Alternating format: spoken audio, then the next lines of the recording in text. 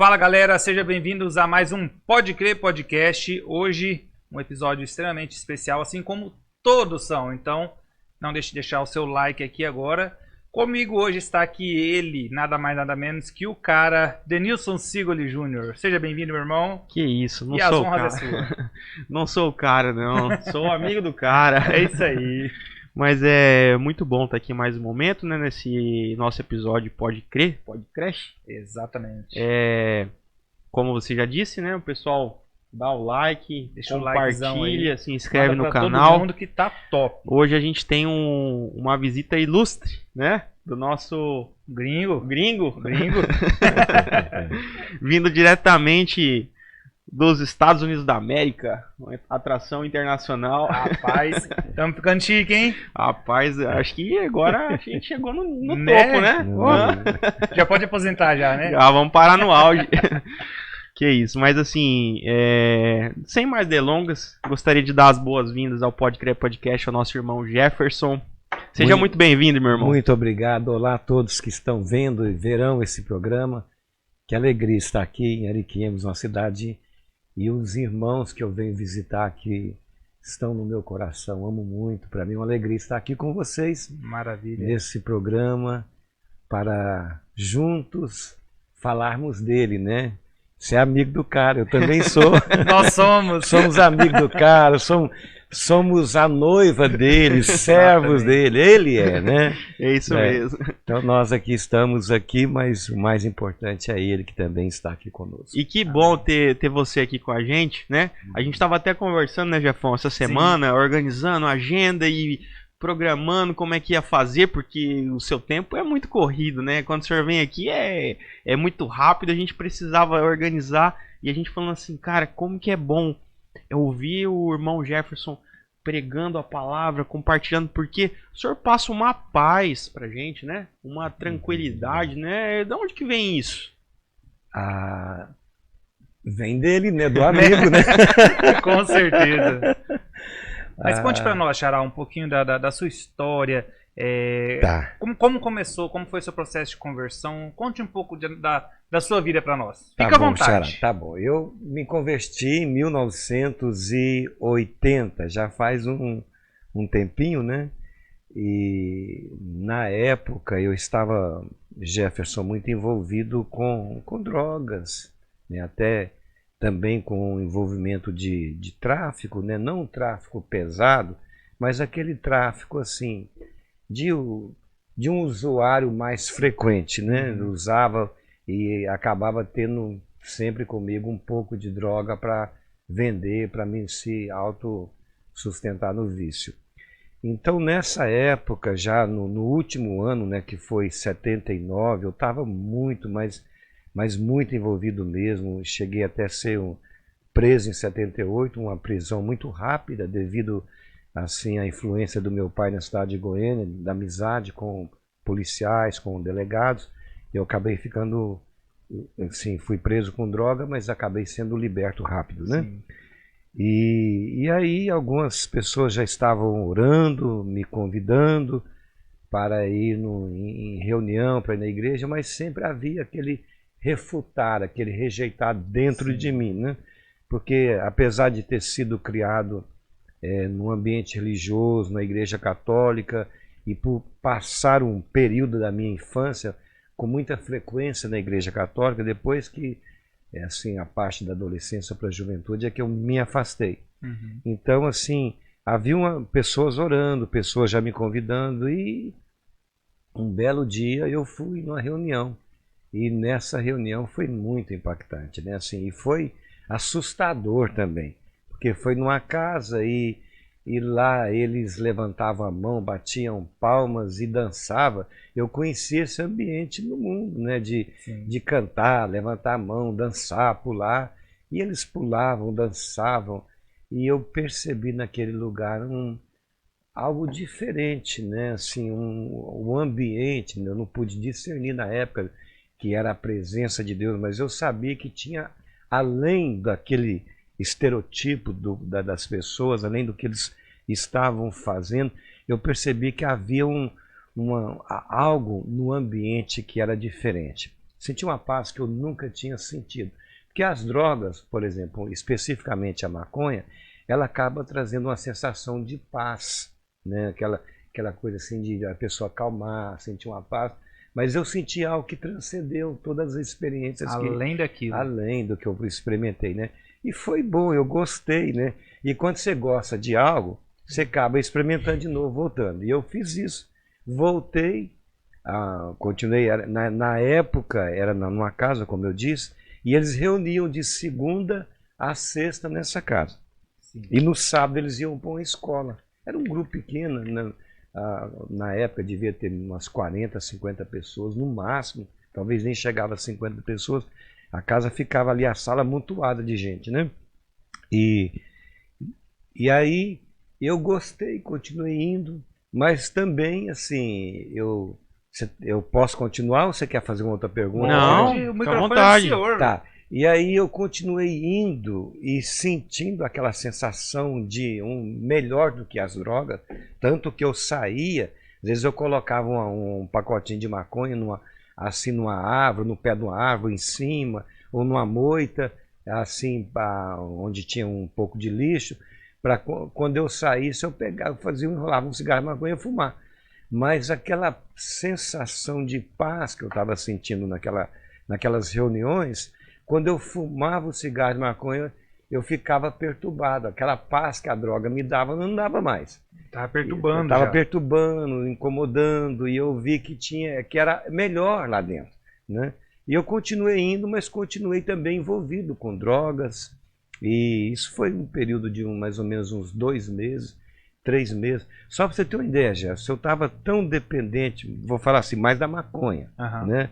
Que as outras drogas, a gente experimentava, injetava droga, um ácido, uma cocaína, não tinha tanto naquela época em Goiânia, né? Cogumelo, essas coisas, xarope, glucornegan, se não tinha maconha, qualquer coisa que aparecesse, O que não prestasse estava bom. O que não prestava estava bom demais, né?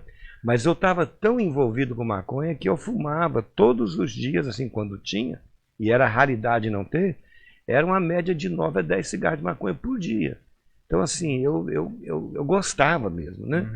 E aí, quando foi uns 2 para quase 3 meses, e aquela crise, nós tínhamos um time de futebol, eu jogava no time e, assim, na época eu jogava até bem bola, né? Assim, tem aquele que joga muito, você sabe, né? O dia Que inteiro. joga de dia, de tarde e de noite. Joga bastante. Joga bastante. Joga muito. Mas o meu caso era diferente, eles me chamavam de gangue. Tanto que eu fui no Juvenil do Goiás, comecei quase a me profissionalizar. Então, assim, eu jogava durante a semana lá no Goiás, mas no final de semana eu ia para os amadores, para as várzeas, e nós tínhamos um time, que o técnico era o traficante, o traficante Mor, o dono do time. Tanto que ele converteu depois lá no movimento da Ana Maria, que o irmão Irani conhece, um movimento muito assim, Jovens da Verdade, né? E ele converteu, depois foi monitor, líder, já foi para Jesus, esse irmão, né? Então ele pegava e trazia as drogas e repartia para o goleiro, ao ponto esquerdo e para os reservas, para vender durante a semana durante a semana e no final de semana passava para ele, né, o dinheiro e recebia mais um pacotinho, um tijolo de maconha, né? E eu, assim, eu tinha privilégio, porque eu jogava assim, eu não era só jogar muito, né? Eu fazia um pouco de diferença no time ali, né? E aí eu tinha uns privilégios. E teve, assim, nesse período que eu ainda continuava indo nas reuniões e também nas drogas, num sábado nós fomos para uma chácara perto de Goiânia. E lá foi uma bagunça mesmo, né? Uma festa bagunçada, né? Maconha, ácido, glucornegan e futebol, churrasco, cachoeira. Ficamos ali, envolvido mesmo só com drogas e comendo e jogando futebol. E aí quando foi no final da tarde, eu voltei para casa e muito drogado, não sei nem como eu cheguei em casa. Eu nem lembro como eu cheguei. Eu lembro o que aconteceu quando eu cheguei. Eu cheguei, entrei rápido, já fui para o banheiro para meus familiares não ver como é que eu estava, porque eu estava mal mesmo, né? E eu fui tomar banho, eu vi assim que as águas desciam coloridas por causa do ácido, né? E na minha mente vinha pensamentos assim, acusativos, né? Uhum. Dizendo, rapaz, larga, para de enganar você mesmo. Você está tentando se envolver com pessoas, assim, com igreja, você nunca vai ser isso. Sua vida é isso aí, assume, para de ir, né? E naquele dia era o aniversário de um amigo também, de um drogado, do mesmo bairro que nós morávamos em Goiânia. Tanto esse rapaz comeu tanto cogumelo que ele ficou maluco, a cabeça dele ficou totalmente destruída, a mente. E era o aniversário dele.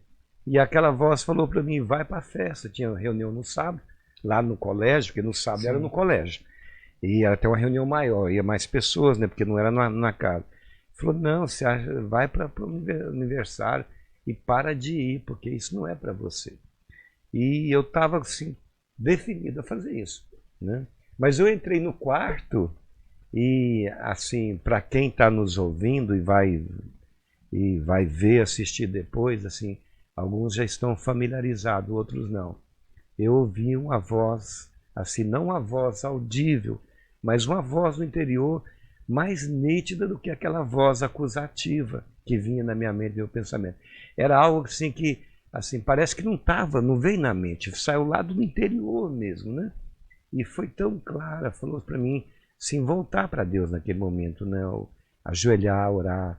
E eu fiz isso, e quando eu fiz, né, o ambiente do quarto mudou. Era aquele ambiente das reuniões, né? Aquela mudança de ambiente, da atmosfera. E eu não consegui falar nada, eu só chorava. Chorei não sei quanto tempo, né? Assim, porque tempo ali não dava nem para perceber. Aí eu peguei, depois falei, Senhor, eu quero continuar, mas eu não dou conta. Eu não dou conta. A minha vida eu não consigo. E aquela mesma voz que me direcionou para orar, para ficar aí no quarto, né? Falou assim para mim tão claramente, a partir de hoje as drogas não têm mais poder sobre a sua vida. Amém. E na mesma hora, assim, todo aquele efeito das drogas que eu estava sumiu, desapareceu. Eu me aprontei, não fui para a festa, fui para a reunião, na volta passei na festa, né?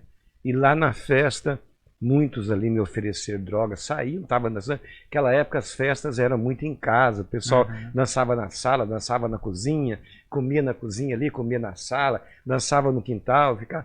E assim, algumas vezes saíam a turminha, vamos lá fumar tudo. Eu não quis, não tive vontade, né? Fiquei uma semana, 2, talvez 3, sem nenhuma vontade, né? E aí um dia eu encontrei com um amigo também que era traficante. Ele foi e me deu eu não sei se ainda tem aqueles pacotinhos de cigarro, além do pacote normal, tem aquele papel, antigamente, não sei se ainda tem, que cobre o pacote de cigarro, é um bem fininho, tipo um plásticozinho, que aí você vai e tira e depois para abrir deslacra, o cigarro. Deslacra, né? Sim, ele me deu aquele papel, né, assim, com um tanto assim de maconha, bem assim, pedrada mesmo, era uma maconha do lado do Paraguai. E ele falou, Jefferson, essa maconha aqui é muito boa, né? E você vai gostar. E esse cara, traficante, era um policial civil.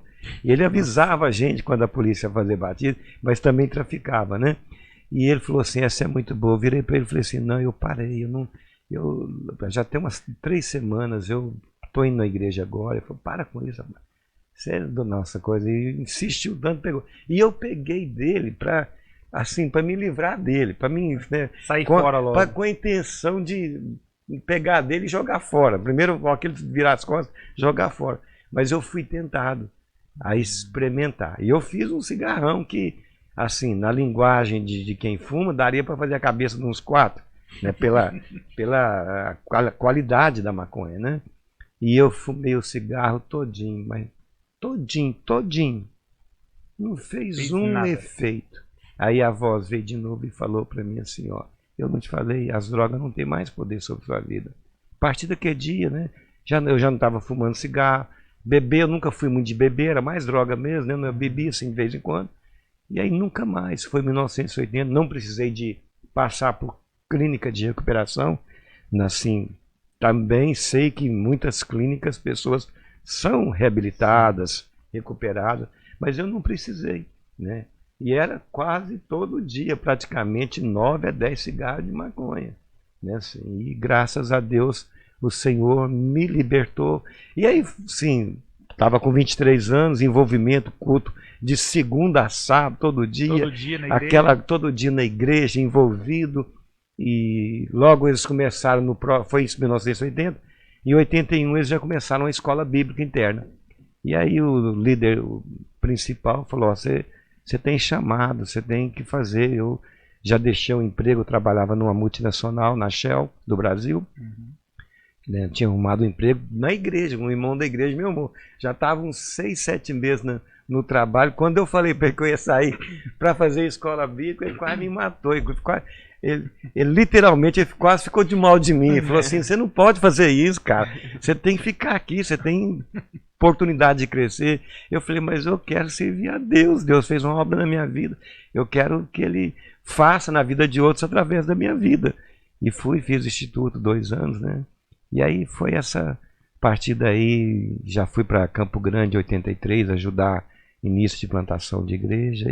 Esse período aí foi a época da conversão do senhor? Foi, de 81 a 82 eu fiz a escola bíblica. Tá. E teve algo que durante essa conversão que marcou, além, lógico, disso que aconteceu do senhor, do poder das drogas não ter mais efeito sobre a vida do senhor, mas houve um momento ali de conversão, assim, um marco da conversão do senhor, sim, sem ser essa parte de Além disso, eu tive outros momentos com o Senhor muito marcantes. A presença dele me envolvendo, me enchendo e falando ao meu interior. Isso foi me marcando, né? Assim, me fazendo envolver mais e mais com Deus. Sim. Não só com a igreja. Né? Assim, desde meu início da vida cristã, porque eu vejo hoje que isso é muito comum, Jefferson, os jovens se envolverem com a igreja. E que está certo. A igreja é o corpo de Jesus Cristo, né? Mas assim, muitos desses jovens, eles não conseguem também ter um envolvimento forte com o Senhor, assim, pessoalmente. O envolvimento dele forte com o Senhor é dentro da igreja, dentro da cela, do grupo familiar. Naquela época nós denominávamos de grupo familiar, né? Então ali, com a participação de outros, eles acabam se envolvendo. Mas assim, na vida pessoal, eu vejo muitos jovens tendo essa dificuldade de ter suas experiências com Deus também individualmente, não só apenas corporativamente. Então isso para mim foi muito precioso, porque logo no início eu vi a importância de estar também com Ele, estar envolvido de segunda a sábado nas reuniões à noite, mas ter também o meu envolvimento pessoal com Ele. E isso foi me levando a experiências com Ele, né? a cada vez mais como se diz assim, a me apaixonar por Ele com o próprio amor dele que estava me levando a amá-lo. Porque hoje, né, eu entendo muito claramente isso. Naquela época não, né? Mas hoje eu entendo que eu não posso e não consigo jamais amar Deus com esse amor natural. Esse amor natural, ele é muito volúvel, né? Ele hoje ama e desama amanhã, mas o amor que eu posso amá-lo de modo assim diário, de modo crescente, abundante, é o próprio amor dele dentro de mim, na pessoa dele, do Espírito Santo. Então assim, foram momentos muito marcantes, que foi me levando a ser assim uma pessoa que assim voluntariamente eu coloquei a minha orelha na parede para ser furada, né? Eu sou dele, né? Então isso foi muito intenso. Assim como eu fui intenso nas drogas, assim Deus me levou, né? Foi Deus, né? A força dele, o despertar dele, a graça dele me levou também a ser intenso na vida pessoal com ele e no envolvimento na igreja. Tanto assim que uma coisa que desde o início que foi muito intenso em mim, que nunca se assim esmoreceu, né? Eu sinto falta quando eu estou nos Estados Unidos, mas quando eu estou aqui eu me solto mesmo. Entrega. É a questão da evangelização. Eu Eu tenho assim uma graça de Deus, assim, uma alegria em Deus poder falar de Jesus para as pessoas. Eu entro em restaurante, eu falo, no posto de gasolina. Ontem eu entrei no supermercado para comprar umas coisas, tinha um pessoal assim, por fora. Eu já preguei para os 3 seguidos, né? Falando de Jesus, né? Já vou abraçando. Você sabe que Jesus te ama, hein? Esquece não. Se você não abriu o coração para ele, já abriu para você. Ele já se entregou na cruz. Então, fui numa feira comer um pastel ontem lá em Porto Velho. Já fui falando. Então, assim, eu me sinto à vontade. Porque eu estou no meio do meu povo, né? E brasileiro é só você olhar para todo lado, já tem brasileiro, né? Lá não, lá tem brasileiro, mas você não encontra brasileiro como aqui, que é o país nosso, né? Sim. Denilson, pegando o que o irmão falou, como que está sendo batido, principalmente aqui, eu acredito que é algo geral, mas aqui no Pode Crer, esse pulsar pela intimidade com Deus pessoal, né? A gente sabe que a gente precisa ter a comunhão com a igreja, como o irmão Jefferson falou, mas como tem sido pego e batido nesse martelo sobre ter a intimidade com Deus, o momento a sós com Deus, né? Cara, mas é o que a gente tá falando, né? Assim, se você parar bem pra pensar, muitas vezes a gente inverte um pouco a lógica da vida cristã. Uhum. Porque, principalmente o jovem, Sim. por conta às vezes do movimento que acaba existindo na igreja, Sim. né? Porque o movimento é bom, as Sim. amizades são boas, Claro. a palavra é boa, o louvor é bom, Com certeza. a comida é boa. Boa! Então esse movimento acaba que às vezes a pessoa pensa que o reino de Deus é isso, né? E pensa que vida com o Senhor é aquilo ali. Quando na verdade a gente deve ter esses momentos de comunhão para fortalecer esses laços como igreja, mas aonde a gente vai encher o tanque Sim. com o azeite é lá no nosso quarto. Encher a botija, né? Então, assim, eu acho que o que o senhor está falando, né, vem de encontro com tudo que a gente está falando esses dias também, né? Sim. Agora, o que o senhor pensa, né, assim, sobre o que eu como cristão que desejo ter essas experiências com o Senhor, por onde que eu começo? Porque às vezes a gente ouve os testemunhos, mas talvez é um pouco longe, e para quem está nos ouvindo também pode ser que seja. Mas por onde começar? Bom, o começo já acontece. Por exemplo, quando nós estamos reunidos numa célula ou numa reunião lá, vocês especificamente, lá no auditório, tem um louvor, tem a pregação, e devido assim o ambiente, os jovens sentem algo diferente. E esse algo diferente é a presença do Senhor que está fluindo. Não é que está apenas descendo, né, no meio de vocês.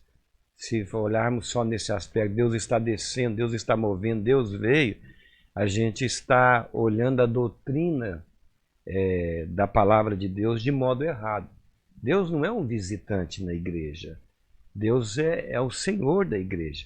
Ele habita no nosso espírito, tanto individual como corporativo. Então, esse já é um começo muito importante. Olha, se eu posso sentir isso corporativamente com os irmãos, eu posso sentir isso também na minha vida individual, porque o Deus que está lá neles, em mim, está em mim aqui sozinho.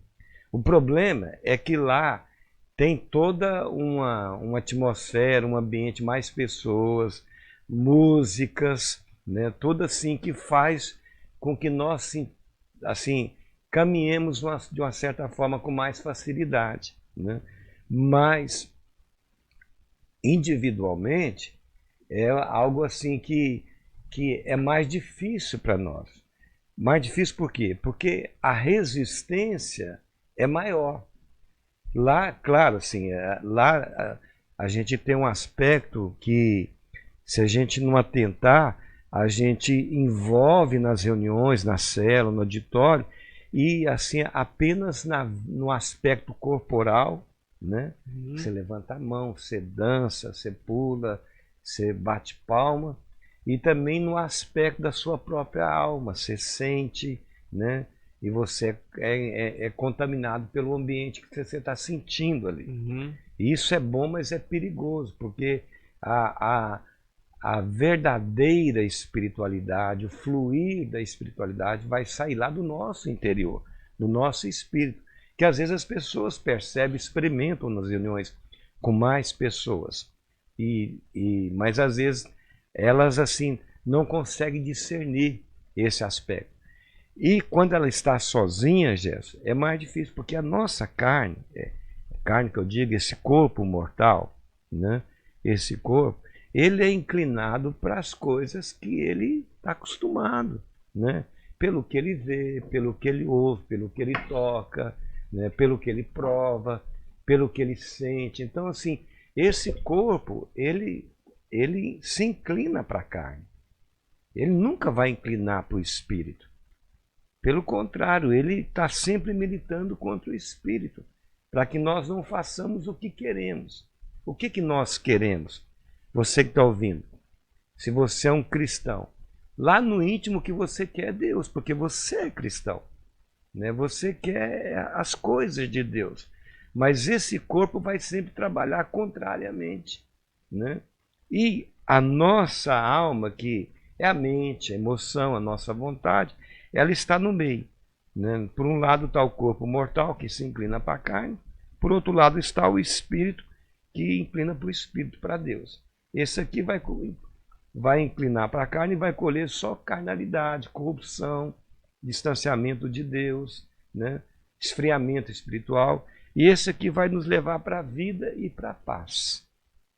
Por que vida? Porque a vida zoe de Deus está em nós, né? Individualmente, corporativamente, porque antes, quando nós não éramos cristãos, nós estávamos mortos nos nossos delitos e pecados, e ele veio e nos deu vida. Então nós tínhamos uma vida corporal e uma vida emocional, uma vida da alma, que envolve mente, emoção e vontade. Mas agora nós temos vida espiritual, porque Deus está dentro de nós. Então, se inclinamos para o Espírito, nós vamos colher vida. A própria vida de Deus vai fluir para a nossa alma e para o nosso corpo mortal. E paz, porque Jesus Cristo, Deus é paz. Jesus Cristo é paz. A paz é uma pessoa. Enquanto nós estamos inclinando para cá, nós não temos paz. Porque ele não está assim repousando em nós. Ele não está sendo o centro das nossas vidas.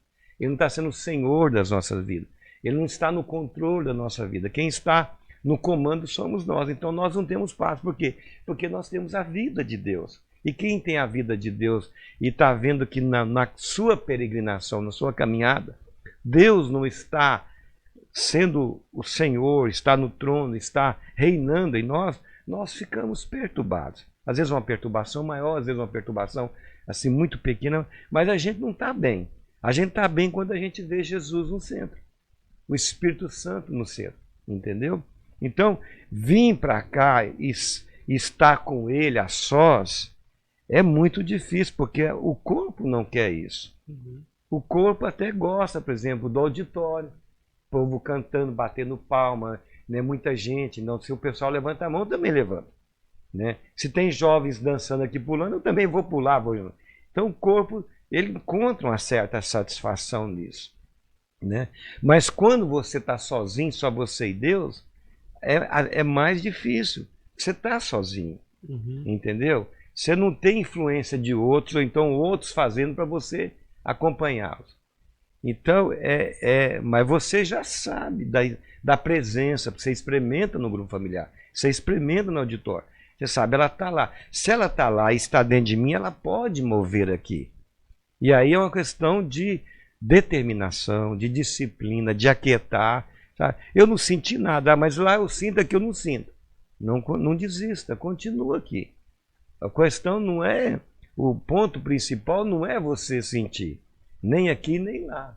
O ponto principal é ele cada vez mais ser o tudo de vocês, entendeu? Ser a pessoa que está no centro da vida de vocês, na minha. E isso é uma luta todo dia. Todo dia. Posso ir lá na frente? Pode, com certeza. Qual que é a pessoa perfeita na Terra? o homem perfeito? Jesus, nós sabemos disso. Sim. Ele é Deus perfeito, não é um Deus menor, porque ele sai de Deus. O verbo no princípio era o verbo estava com Deus, o verbo era Deus. Então Jesus Cristo é Deus, ele e o Pai são um, né? Esse verbo se fez carne, habitou entre nós, cheio de graça e de verdade. Então ele sai de Deus, porque o mesmo Evangelho de João diz que ninguém jamais viu a Deus, mas o Deus unigênito que estava no seio do Pai, no interior do Pai, a palavra, este o deu a conhecer. Então, Jesus é 100% Deus, mas ele é 100% homem também. Ele é perfeito como Deus e ele é perfeito como homem. Ninguém viveu como ele viveu na terra. Então, esse homem perfeito, ele tem a vida de Cristo nele, que Cristo é Deus, Cristo é o Espírito Santo também, né? Então, ele tem a vida dele como Deus 100% e como Deus 100% homem. Ele vive como homem, dependente de Deus, fazendo a vontade de Deus, e todas as situações que ele vence como homem, certo? Então, Certo. é uma vida perfeita. Certo.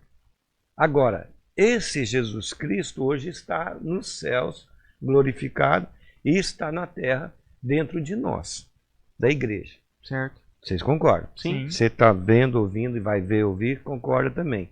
Nós somos cristãos porque Cristo está dentro de nós. Sim. Se Sim. Cristo não está dentro de nós, nós não somos cristãos.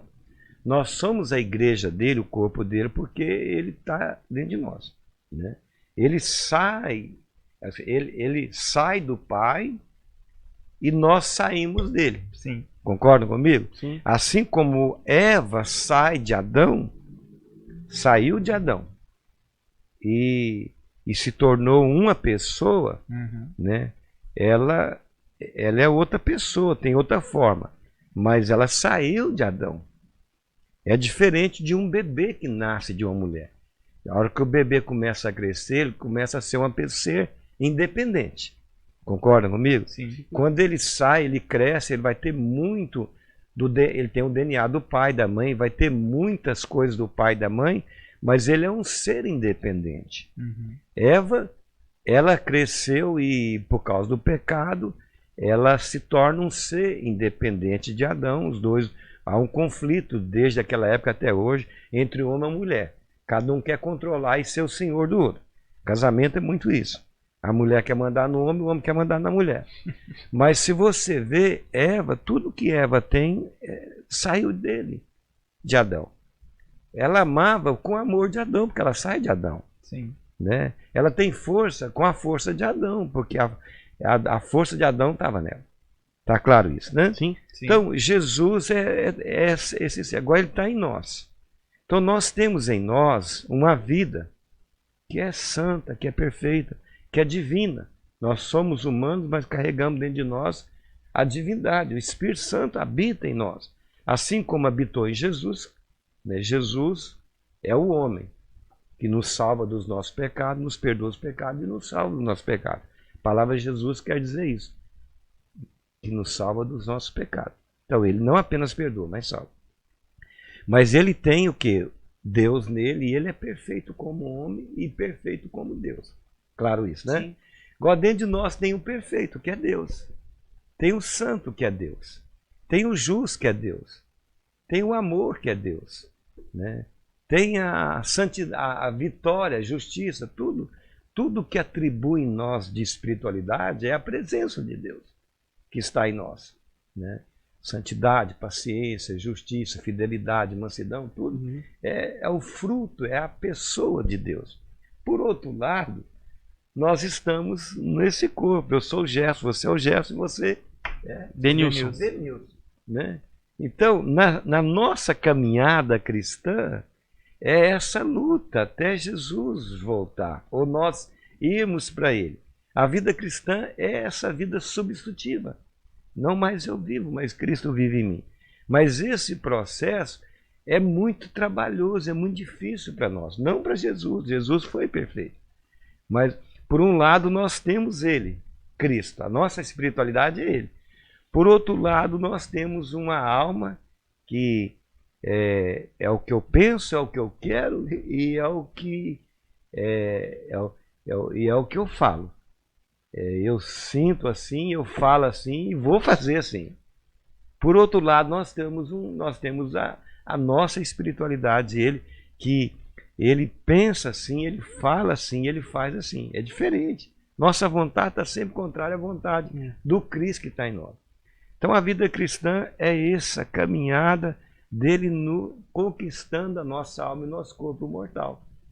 Porque nós temos a divindade, mas por outro lado nós estamos nesse corpo mortal que inclina para as obras da carne. Não sei se eu estou claro para vocês. Sim, e é assim, é Deus prevalecendo. Sim. Né? É Jacó mudando de nome. Como você chama? Jacó. Enganador. Que é Jacó? Enganador, suplantador, que toma o lugar de outro. Ele tomou de Esaú, ele tentou tomar do pai, da mãe, fracassou com Labão, depois tomou o lugar de Labão, e principalmente ele tomou o lugar de Deus. Quando Deus perguntou qual é seu nome, Deus não estava com amnésia. Porque ele queria a bênção, ele queria não ser mais como ele era. Aí Deus falou, você não vai chamar mais Jacó, você vai chamar Israel. Israel quer dizer Deus prevalece. Quer dizer, Deus prevaleceu na vida de Jacó. Já não é mais Jacó. Agora que eu prevaleci, você é Israel. Israel é isso, é Deus prevalece. E quem que é o Israel verdadeiro? Não é o povo lá. Israel verdadeiro é Jesus Cristo. Então o Senhor, a palavra prevaleceu. E aí quando você vê Gênesis 32, Deus prevalece em Jacó. E você vai ler Gênesis 33, o capítulo 33, o encontro dele com Esaú. Quando você vai ler nessa ótica, Deus prevaleceu. Quem está no coração, no trono, não é o enganador Jacó que toma o lugar de Deus. Mas agora o lugar ali é a palavra, o Messias que viria. É o Israel. É ele que está no centro, ele que é o Senhor. Aí você começa a ler Gênesis 33. Cada versículo, você vai ver que ali o centro é a palavra de Deus, não é Jacó. É só ler nessa ótica. Eu não estou vendo mais Jacó aqui. Eu não estou vendo mais Jacó. Eu estou vendo a palavra que venceu, que prevaleceu, né? Que agora é o centro da vida dele. E a nossa vida cristã é assim. Quando ele prevalece, ele aparece. Quando nós prevalecemos, é nós que prevalecemos e estamos inclinando para cá. Isso em todos os aspectos, seja no religioso, seja no aspecto familiar, profissional. Quando nós prevalecemos, quem aparece é nós. Quando ele... E a vida cristã, até voltar, vai ser essa luta entre carne e espírito, né? É o que Paulo disse, né? Que existe uma guerra sendo travada aí, né? É uma guerra. Carne e espírito, eles estão militando ali, né? O bem que eu quero fazer eu não faço. O mal que eu não quero fazer... Porque, na verdade, a gente tem que aceitar essa verdade. A gente, às vezes, não aceita, mas tem que aceitar. Na nossa carne, corpo mortal, não habita bem algum. Não habita. Não se iluda. A bondade que tem na carne, para Deus, não tem assim, ela não tem peso espiritual. Porque toda a bondade da carne é fruto do conhecimento do bem e do mal. A bondade que tem peso espiritual é a bondade de Deus. Jesus falou, bom é só um, é só Deus. Ele falou ali como homem. Nem eu, que ele foi perfeito. Nem eu sou bom, bom é Deus. Entendeu? Não é você. Você pode ser bom. Ele pode ser bom. Eu posso ser bom. Mas essa bondade nossa não tem fruto espiritual. O fruto espiritual está na bondade de Cristo em nossas vidas. Né? Exatamente. Essa passagem é aquela que o jovem chega, né, e chama ele de bom mestre, né? Então, na realidade, a gente tem que deixar um pouco o heroísmo, né? A gente tem às vezes, esse orgulho de não reconhecer a nossa fragilidade. É gostoso ouvir, né? Nossa, você é tão bom, você é tão... Eu costumo dizer para as pessoas falam, não, mas você é tão amável, você é tão carinhoso, tão bom. Eu falo, vai morar comigo.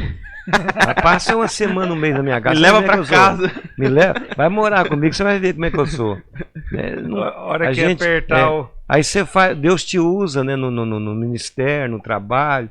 A gente tem aquela tendência de trazer para nós, assim, o mérito também, Sim. de trazer para nós o louvor também.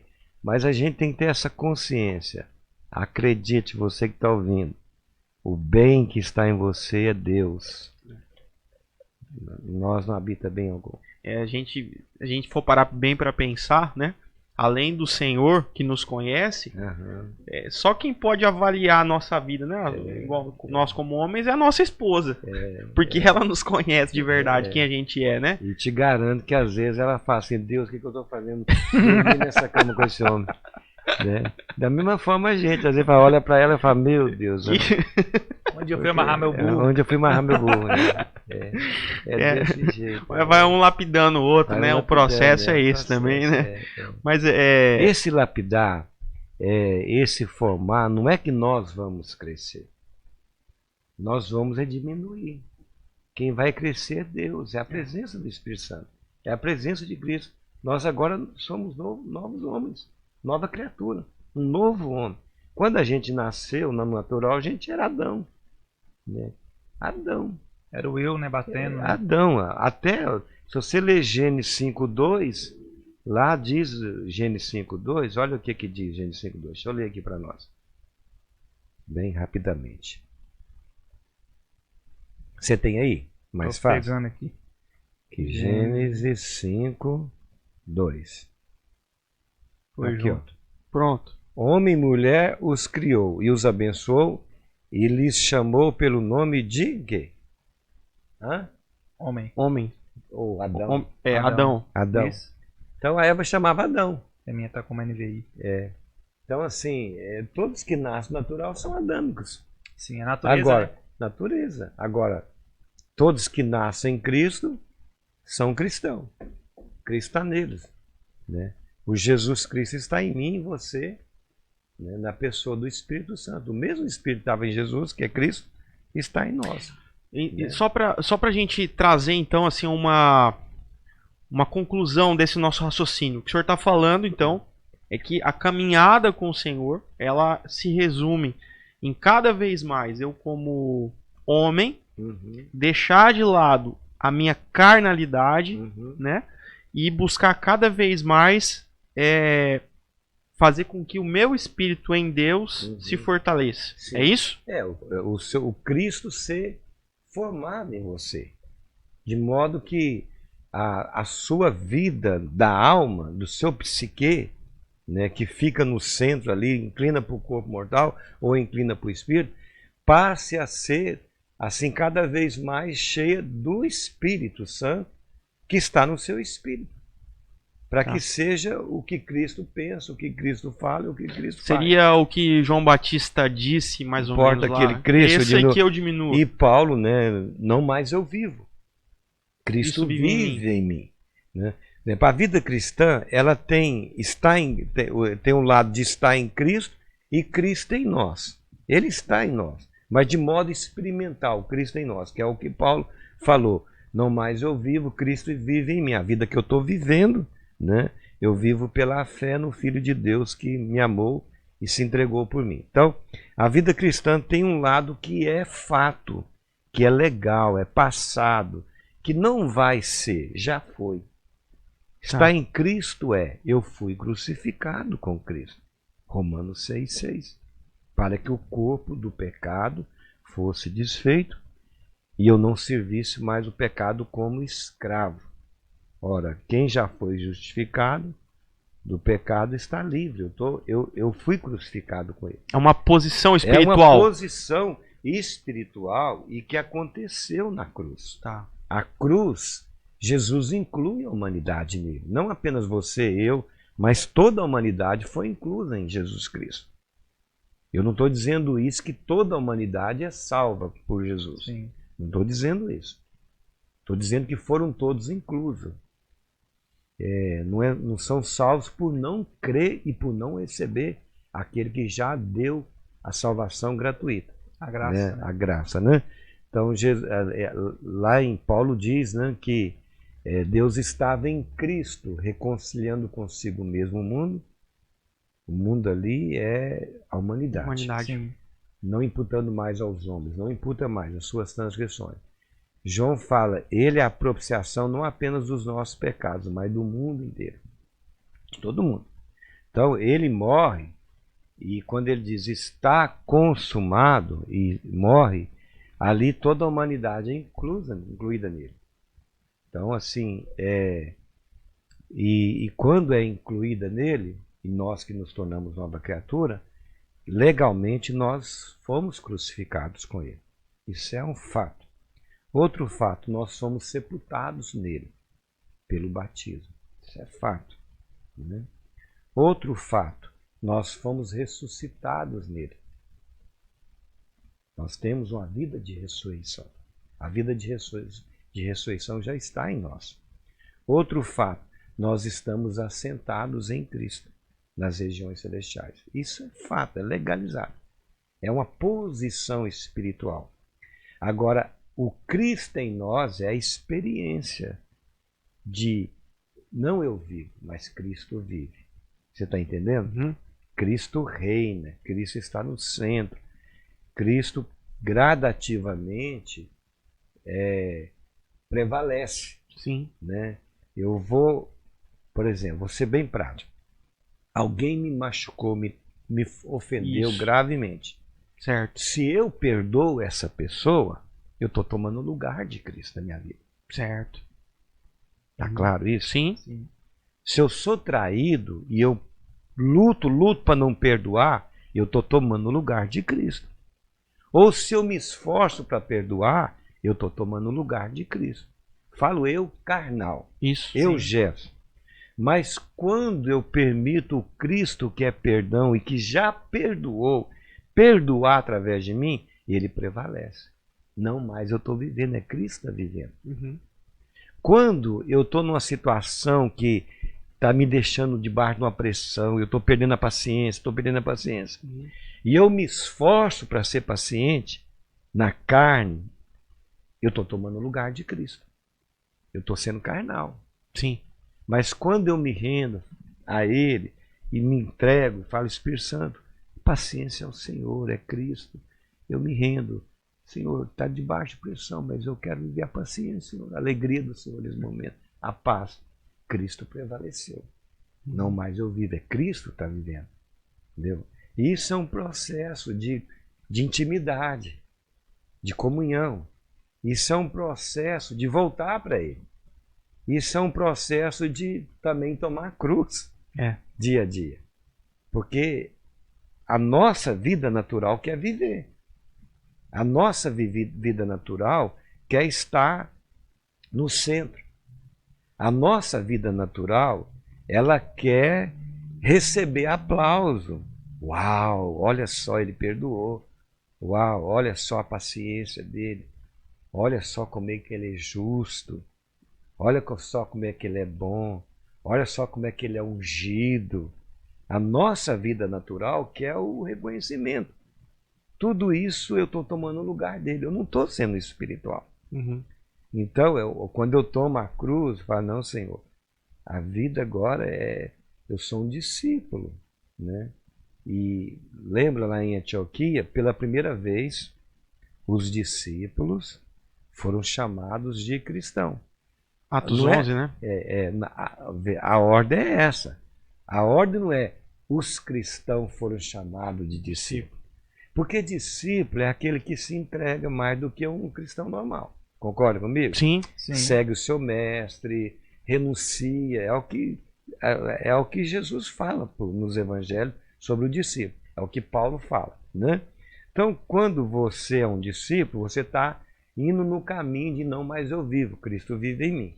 Né? E aí, quando você está deixando Cristo viver, aí as pessoas mesmo que vão dizer, ali está um cristão. Porque a palavra cristão deriva do Cristo. É o quê? Consagrado, ungido, Messias. O Messias está ali. Ele não está no aspecto vicário mais. Uhum. Porque o vicário foi uma vez e para sempre. Ele não está em você para morrer na cruz de novo. Sim. E nem em mim para morrer na cruz de novo. Ele morreu uma vez para sempre. Mas ele está em nós. Para salvar, para curar, para libertar, para edificar, para perdoar. Entendeu? Uhum. Para edificar a igreja dele, para edificar nossas vidas. Então, quando isso acontece, Cristo está vivendo. Aí, pela primeira vez, os discípulos foram chamados de cristãos.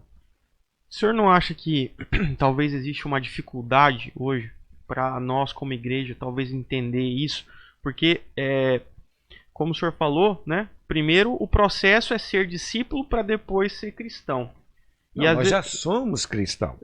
Somos desde quando Cristo veio morar em nós. Isso. O processo de ser reconhecido. Reconhecido, tá. Né? As pessoas...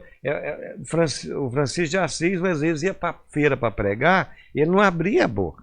Certo. Mas as pessoas eram impactadas. Às vezes, a gente prega pelas palavras, mas às vezes a gente prega pelo testemunho. Se você convive com a pessoa todo dia, de segunda a sexta, trabalho, muitas vezes o testemunho de Cristo vai aparecer ali, porque certo. você não está vivendo. Uhum. Não é você vivendo, é Cristo vivendo. Uhum. Você está entendendo? Entendi. Então, assim, não é que nós vamos ser cristãos. Tá. Cristão nós somos a partir do momento que ele veio Certo. morar em nós. Ok. Entendeu? Aí nós somos cristãos, mas somos bebê. Paulo diz, eu sinto dores de parto por vocês novamente, até Cristo ser formado em vocês. Então, não é que Cristo é bebê. Ele é bebê no sentido assim, ele não está assim manifestando a maturidade dele em nós. Uhum. Porque nós estamos ainda ali naquela vida cristã iniciante. Entendeu? Ah. Aí, à medida que a gente vai se entregando, consagrando, que o discípulo consagra, né? O discípulo procura viver de um modo diferente de um cristão normal. Ah. Não é verdade? É. E aí que vai acontecer? O processo vai caminhando, quando vai ver que Cristo está vivendo, as pessoas falam, ali está um cristão. É. Ali está. E E quem chamou foi em Antioquia, uma cidade cosmopolita que tinha judeus, mas tinha gente lá de que nem sabia nada do meio. Só sabia de ouvir falar, Jesus Cristo veio em Israel. Aquele Jesus vem da terra de... E tem uns discípulos que seguem ele, então esses discípulos que seguem ele seria, ó. Uhum. Isso aí é um cristão. Resplandecia, né? Resplandecia. Então, mas o que eu ia falar, você não acha que o senhor não pensa, por exemplo, que talvez a gente, como igreja, talvez tenha, por exemplo, eu falo da juventude, esquecido um pouco que o chamado de Cristo também é para a cruz, é para a morte? Porque a gente às vezes está caminhando nessa estrutura igreja e não está acostumado, por exemplo, com as frustrações, com as renúncias. Isso está na Bíblia, né? Jesus, quando ele fala, ele deixa bem claro, né? Quem quiser vir após mim, negue-se a si mesmo, que é o que a gente colocou. É o chamado de cruz. Mas toma sua cruz e me segue. Porque só tem ressurreição se tiver cruz. Exato. Entendeu? E assim, o viver crucificado é um estilo de vida que nós temos que viver. Jesus viveu uma vida crucificada. Entendeu? E Paulo disse, ó, quando fui até vós, 1 Coríntios 2, versículo 1, levando o testemunho de Deus, nada quis saber entre vós, a não ser isto, Jesus Cristo e este crucificado. Paulo sabia que Jesus Cristo já estava glorificado e estava à destra do Pai. Mas entre vocês eu quero saber Jesus Cristo e este crucificado. Por quê? E ele fala, eu não fui com sabedoria de palavras, mas eu fui em fraqueza, temor e grande temor, para que a fé de vocês não apoiasse em sabedoria humana, mas no poder de Deus. Então Paulo está mostrando aqui para nós que para nós, Cristo viver em nós, manifestar em nós, se expressar em nós, ser o nosso ser a nossa vida dia a dia, nós temos que viver Jesus Cristo crucificado. Aí vamos mostrar ao mundo o Jesus Cristo ressuscitado, que está em nós também. Entendeu? Então, nós temos que levar esse dia a dia o viver crucificado de Jesus. Sim. A sua cruz, a cruz dele, a minha. E essa cruz sua, dele e minha, é a mesma. A cruz sua, a cruz dele, a cruz minha, a cruz de todo cristão, de você que está vendo, e está ouvindo, e vai ver, vai ouvir, é a mesma. Nós levamos a cruz de Jesus. É a mesma cruz, só que não no aspecto vicário, mas é no aspecto que nós estamos nele. Nós não fomos crucificados nele, nós não fomos nele. Então, quando acontece... E outra coisa que acontece é a falta de revelação da doutrina cristocêntrica, da realidade da igreja. O ensino, isso vai mudar em nome de Jesus. Amém. Vai mudar. O ensino é muito voltado para o homem. O ensino é muito centralizado no homem. Aí entra humanismo, filosofia, sabedoria humana, conhecimento humano, legalização, aí entra autoajuda, entendeu? Isso é coisa que não é de hoje, né? A época dos pais ali, Paulo já estava ali ensinando, já tinha gente ali indo para esse caminho desde o começo da história da igreja, né? Os pais da igreja também entrou muito no campo da filosofia. Por quê? Porque quem estava ali presente, de termos de dominadores, de impérios, o contexto cultural do mundo ali, cultural, né? Era o grego, que já tinham perdido o poder, mas tinha muita influência filosófica, né? Tanto que você vê que os prédios no Império Romano, a maioria são gregos. Uhum. A cultura grega ainda influenciava muito ali naquela época. E a cultura romana. O grego, a filosofia, o pensamento grego, né? E o romano, o trabalho, né? A capacidade criativa de trabalho, de realização, de construção de estradas, de pontes, né? De avanço ali, de intercalar, de abrir espaço. Então, o que você vê na igreja? Você vê na igreja isso. É filosofia, humanismo, muitas coisas que você vê que trazer conhecimento, sabedoria, e não é muitas vezes a sabedoria de Deus, porque a sabedoria de Deus não é apenas a letra da palavra de Deus. A sabedoria de Deus é uma pessoa. Você vê lá no livro de Provérbios, a sabedoria se manifestou. A sabedoria é Jesus Cristo, entendeu? Não é apenas a letra, porque a letra é letra, apesar que é a palavra de Deus. Mas a sabedoria é uma pessoa, como a paz é uma pessoa, entendeu? E aí o que você vê? Você vê que voltando ao raciocínio onde eu estava, a igreja, ela foi para esse campo da sabedoria humana, da filosofia humana, do conhecimento humano. E a Bíblia diz que o conhecimento, mesmo o conhecimento espiritual, se ele não tem a vida espiritual, ele incha. O conhecimento incha, ensoberbece. Mas o amor, que é a pessoa, né, que também o conhecimento é a pessoa, o amor é que vai edificar. Então a igreja foi para esse lado de centralizar o homem. E a igreja foi para o outro lado de realizar, de fazer também. É muito programa na igreja. É muito planejamento na igreja. É muita estratégia na igreja para fazer as coisas, para pôr o povo para trabalhar. Mas se você olha os evangelhos, aquele Jesus que trabalhou nos 4 evangelhos é o Jesus Cristo que está dentro de nós. E ele trabalha do mesmo modo. E por causa disso, nós estamos sempre procurando fazer as coisas, construir as coisas para colocar a vida lá. Ter modelo, ter estrutura para pôr a vida. Mas jamais essas coisas precedem a vida. A vida é que vai gerar um modelo. Atos 2 foi a vida que gerou, que nós podemos tentar viver Atos 2 aqui hoje, por ler, por conhecer, nós não vamos conseguir, porque é a vida que gera, entendeu? Foi algo orgânico, né, orgânico, que aconteceu ali, ali, algo né? que a vida faz as coisas acontecer. Então, a igreja precisa voltar à realidade dela. A realidade dela é voltar para o Senhor e deixar o Senhor, que é o cabeça, estar no centro e estar na direção. Ela não tem que falar. A igreja não tem voz nenhuma. Você, eu, individual e nós corporativamente, nós não temos a voz de Deus por nós mesmos. A voz de Deus na igreja é Jesus Cristo. A obra de Deus na igreja, nós não temos obra. A obra de Deus na igreja é Jesus Cristo. Uhum. Você está entendendo? É. A igreja é o corpo de Jesus Cristo. A vida da igreja não é nós. Nós não vamos expressar a vida que vai impactar, que vai testemunhar. A vida na igreja que testemunha, que salva, que impacta, que constrange, que leva as pessoas a voltar para Deus, é a vida de Jesus Cristo em nós, da pessoa do Espírito Santo. Então, como eu falei, isso vai acontecer. A igreja vai voltar para a sua realidade. A realidade da igreja é totalmente Cristo, irmãos. Totalmente. Entendeu? Interessante. E a gente não. Você pode perceber, a A maioria do ensino é isso. É. A maioria do ensino é não, você vai conquistar, você vai fazer, você vai ser, você vai frutificar, você vai ter, né? Deus vai trazer um novo tempo na sua vida. Deus já trouxe, né? Nossa realidade, temos toda a suficiência, toda a realidade, toda a espiritualidade já está dentro de nós. Precisa é transbordar, fluir.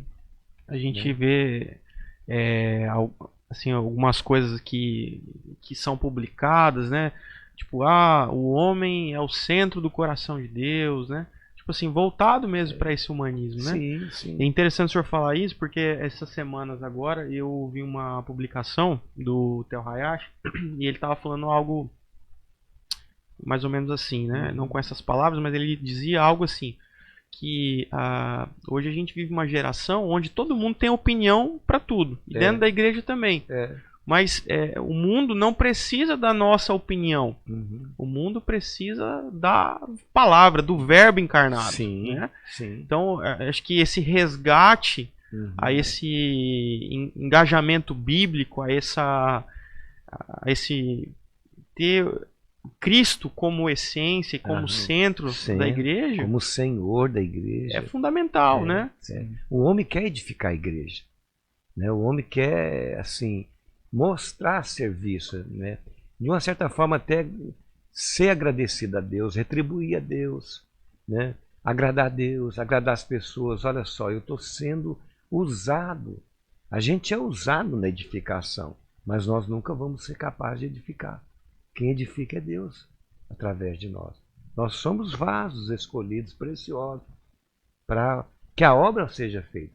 Mas a gente tem que ter essa consciência. Não é eu que faço, Jefferson. Sim. É Deus em mim que faz. Entendeu? Não é você. A espiritualidade não está em você por si mesmo. A espiritualidade está em você por Deus que está em você, através dele. Amém. Ô, irmão, e voltando um pouco a falar um pouco sobre a sua vida, como que aconteceu isso do senhor ir parar nos Estados Unidos e morar lá? Como que foi esse processo? Assim, eu tinha ido nos Estados Unidos em 94 com o pastor que na época era o líder, assim, do ministério que eu fazia parte, né? Eu estava pastoreando em Ribeirão Preto e eu fui com ele nos Estados Unidos, visitamos algumas igrejas brasileiras, né? E igreja americana também com ele. E aí o que aconteceu? Voltei para Ribeirão e normal, nem pensava em mudar para lá. Quando foi em 95, eu mudei em 96, ele chegou de uma das viagens que ele foi aos Estados Unidos e ele falou que que precisava de um pastor lá naquele momento. A igreja que precisava de um pastor para ficar lá na coordenação tinha outros dois pastores, um americano que viveu muito tempo no Brasil e um brasileiro. E eles estavam tendo dificuldade, né? E precisava de alguém. Ele chegou em mim, né, no encontro de casais. Eu morava em Ribeirão e ele já chegou e já foi direto para o encontro de casal, de casais lá em Serra Negra, que é perto de Campinas. Ele falou: Jefferson, nós vamos ter uma conversa quero ter uma conversa com você. Aí cheguei lá e ele falou: ó, nós precisamos de um pastor lá agora. E eu pensei em você, porque Deus já tem dado experiência para você de começar, né? De começar trabalho, começar a igreja. Então acho que você é a pessoa certa. E meus meninos eram tudo uma escadinha, 5, 3 e 2 anos de idade, né? E a gente estava assim, de certa forma, estava começando a colher o fruto. Nós mudamos para Ribeirão Preto em 1990, em dezembro de 90. Minha esposa estava grávida da primeira filha, os 3 nasceram em Ribeirão. A primeira nasceu em 91. E aí a gente estava começando a colher, porque a gente, quando chegou lá, a gente estava recém-casado. Nós casamos em 89, em dezembro, e mudamos em dezembro de 90. 1 ano de casado. e a minha esposa estava grávida, né? E a igreja estava no começo, eram 16 pessoas. E quando ele veio conversar comigo, a igreja, assim, Deus fez a obra, né? Porque Deus é que faz. Sim. Nós já tinha ali umas quase 600 pessoas Nossa. adultas, além de crianças, né? Nós reuníamos no cinema, começamos numa casa, numa chácara, um salão pequeno, depois um salão maior, e depois nós já estávamos no cinema, né? E a gente estava assim, ali um momento bom na igreja, né? Assim, desafio. Eu fazia todo domingo almoço, a gente tinha um domingo só um culto, 2 cultos à noite. Era um das 6, outro às noite, e 8 da noite. Mas de manhã eu fazia numa chácara de um dos pastores da igreja. Cada domingo eu fazia uma atividade. Um domingo era só com os músicos, o outro domingo era com diáconos e obreiros, e o outro domingo era só com os pastores, e o outro domingo era para igreja no geral. Quem quisesse ia, né? Uhum. A gente fazia churrasco, jogava futebol lá até 2 da tarde, mais ou menos, 1h30, 2 horas, depois a gente ia para a reunião. Então a igreja estava um momento assim muito envolvente, né? Ele falou, é você. E eu falei assim, mas para quando? Ele falou assim, para daqui 2 meses no máximo. Nossa! Uma mala. E quando é que tem que dar a resposta? Aqui Agora. no encontro, no Casais. Aqui no encontro, amanhã você me dá uma resposta. Aí minha esposa e eu fomos pro quarto, né, depois da reunião, no hotel. E assim, foi uma coisa tão... E eu nem ia nesse encontro. Eu falei para ele, não vai estar difícil, porque eu não estou arrumando alguém para ficar com minhas crianças, né? Ele falou assim, não, você vai arrumar alguém, não preocupa com despesa, a igreja vai pagar para você, o quarto para as crianças, para essa pessoa, mas você tem que estar nesse encontro. E me dá a resposta amanhã. Aí minha esposa e eu pegamos aí e começamos. Pós e contra, pós e contra, pós e contra. Ficamos ali cafufando, né? Queimando os neurônios, pós e contra, até umas 2 horas da manhã. Olhamos um para o outro e falamos, vamos. E a gente foi. E é interessante como Deus faz as coisas, né?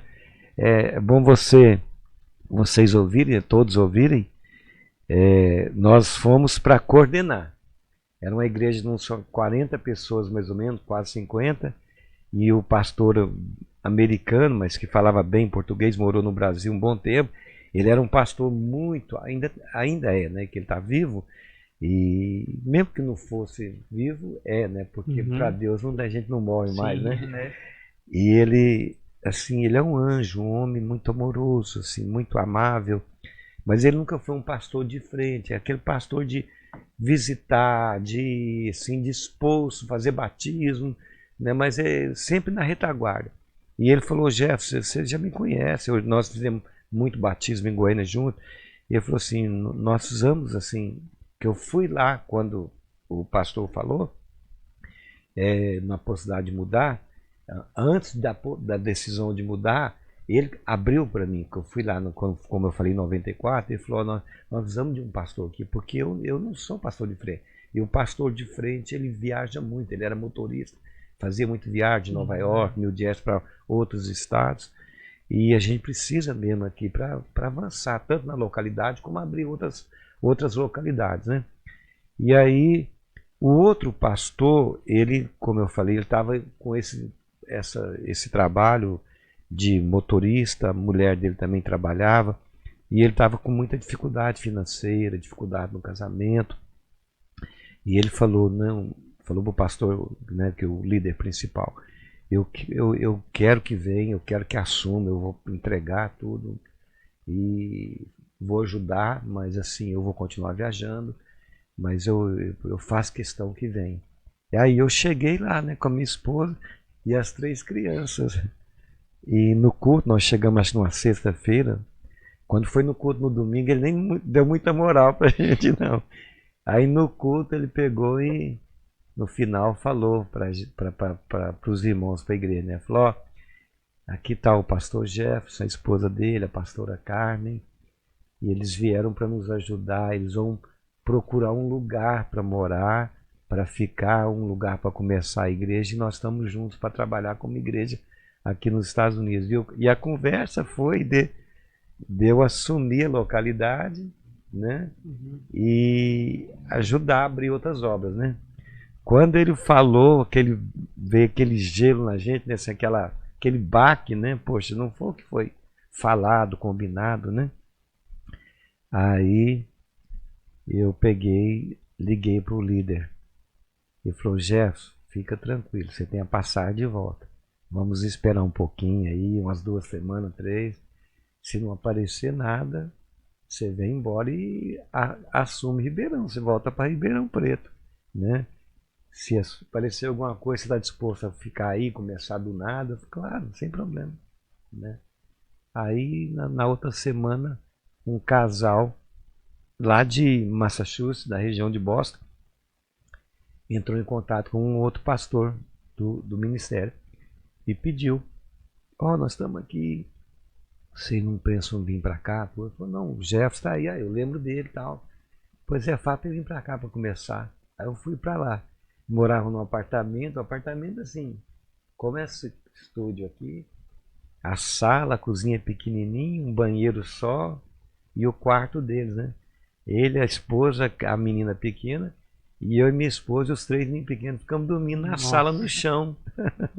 Umas 2, 3 semanas dormindo no chão, até Deus providenciar.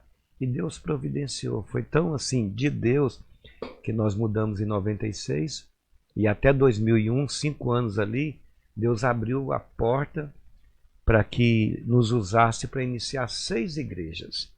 E dessas 6 igrejas, todas elas já tinha, assim, quando começou, foi pastor daqui do Brasil para lá, para cuidar, já foi sustentado por elas, que já tinha 40, 50, 60 pessoas cada uma dessas igrejas, que deu para sustentar o pastor com aluguel e salário, né? Então, assim, foi algo genuíno de Deus. Que Deus bênção. tinha esse plano, né? Mas, assim, a experiência não foi um detalhe que eu não contei. Quando ele falou, não foi 2 meses, foi 3 meses depois. Aí eu vim, esse detalhe de falar que eu ia assumir, eu participei da reunião. Então, antes de eu mudar, acho que foi 3 meses depois que eu mudei, nesse intervalo, foi 1 mês depois, eu voltei, esse pastor voltou nos Estados Unidos e eu fui com ele. E aí sentou o pastor americano, ele, o pastor líder e eu, e ficou bem claro que eu assumiria, né? Mas a mudança, ele concordou, falou: não, é o que eu quero. Mas o detalhe, por isso que, assim, profecia é bom, mas a gente tem que saber discernir a profecia, sabe, entender a profecia. E também, muitas vezes, quando tem profecias que são dadas pela emoção, pela carne, não é algo do espírito, né? Esse pastor foi no Japão, e lá no Japão ele recebeu uma palavra profética de uma mulher, e a mulher virou para ele e falou assim: você deve reassumir o seu lugar. E ele entendeu que ele deveria não mais ficar na retaguarda da igreja. Ele entendeu que ele deveria dizer não para mim quando eu chegasse. Entendeu? Mas o reassumir, assim, pelo que nós entendemos e pelo fruto do que aconteceu, era no aspecto dele mais com família, trabalho, finança, porque a vida dele arrebentou, infelizmente. Uma pena, né? Ele se perdeu, separou, né? E assim, infelizmente, né? Eu não sei, nunca mais o vi. Espero que aqueles que pertencem ao Senhor, né? O Senhor traz de volta. Espero que hoje ele esteja, mas o casamento acabou. Eu sei que, porque o cunhado dele, eu tenho já um contato que mora na Flórida, eu sei que ele está separado até hoje da mulher, né? Agora, se ele voltou para o Senhor, eu não sei, porque eu nunca mais tive contato, né? Uma pena. Mas eu tenho aquela notícia. Aquela velha notícia que nós não gostamos. Tem que terminar, né? Cara, irmão Jefferson, tá maravilhoso aqui. A gente podia passar aqui horas e horas. Só que a gente não pode também prolongar muito. Tem que deixar a parte 2, né? Tem que deixar a parte 2. Apesar de a gente ver. Eu acho que assim, ele poderia levar a gente pra fazer a parte 2 Olha lá, aí, né? quem sabe? Deixa Deus tocar no coração dele. Deixa Deus te usar, irmão. Não, mas, Deixa irmão, Deus te usar. Mas olha, meu irmão, foi um prazer grande ter o senhor aqui, ouvir as palavras, entender um pouco mais de como é o evangelho, de como nós devemos agir dentro da palavra de Deus, e dizer que As portas do Pode Crer Podcast Tá. estão sempre abertas para o senhor. Obrigado. Quero agradecer de coração. Denilson, É muito isso. obrigado. É isso aí. O microfone é seu. Eu só queria dizer mais uma coisa À bem vontade. breve. Assim, é para você, deixa Deus te usar. Deus não espera você ser uma pessoa pronta para obedecer a Deus, não. Deus nos usa quando somos pequenos, imaturos. Até hoje a gente está aprendendo. A vida cristã é um aprendizado. Assim, a Constante. primeira igreja que Deus permitiu, eu não estava na frente, eu estava como cooperador, foi em 1983. Fomos plantar em Campo Grande e ajudamos a plantar no interior do Mato Grosso do Sul. Mas até hoje eu posso dizer para você, eu estou aprendendo, a gente está sempre aprendendo. E assim, como a gente estava aprendendo lá, falhou lá, até hoje a gente está aprendendo e podemos falhar. Mas Deus é um Deus que nos usa, nos dá oportunidade. Abre seu coração para Deus te usar. Deus vai te usar e o fruto dele na sua vida vai ser abundante. Amém. É isso. Denilson. Irmão Jefferson, pastor Jefferson, muito obrigado pela sua... Prazer estar aqui com vocês. Muito obrigado pela Obrigado. palavra, obrigado por esse momento, né? Amém. Deus abençoe sua vida e continua usando o Senhor como um instrumento nas mãos dele. Obrigado. Amém? Obrigado. Deus abençoe. Mais uma vez, muito Obrigado. obrigado. Obrigado. E a vocês que estiveram nos assistindo até agora, fiquem com Deus. Deus abençoe vocês. Estejam abertos de coração para fazer aquilo que Deus tem para fazer na vida de cada um de vocês. Amém. Esse foi mais um Pode Crer Podcast e até o próximo. Tchau, tchau.